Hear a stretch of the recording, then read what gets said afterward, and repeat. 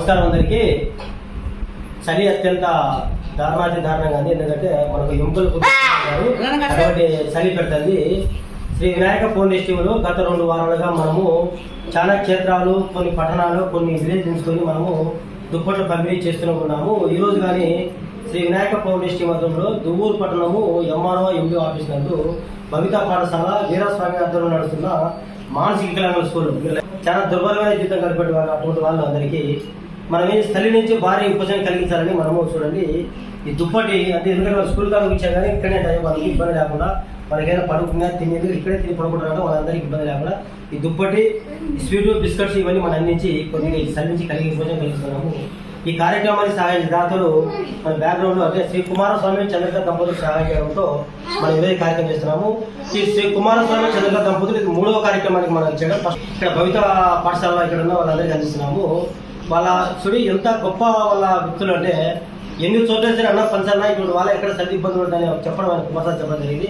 ఆ భగవంతుని ఆశీస్సులు ఈ పిల్లల ఆనందాలని ఆ కుమారస్వామి కుటుంబాలని నిరంతరం కార్యక్రమం కోరుకుంటున్నాము. ఈ కార్యక్రమానికి మనం అవకాశం ఇచ్చిన భవితా పాఠశాల వాళ్ళ మేడం అందరికీ అభినందిస్తున్నాం. ఎందుకంటే ఇక్కడ కార్యక్రమం చేయలేము, ఎందుకంటే ఎక్కడ కూడా మేము చేస్తుంటాం. కానీ తను స్వయాన ఫోన్ చేశాను మా పిల్లలుగా చేయని చెప్పడంతో ఈరోజు మనం ఈ కార్యక్రమం క్రెడిట్ అంతా ఎన్నికైంది. Thank you. జై హింద్, జై భారత్.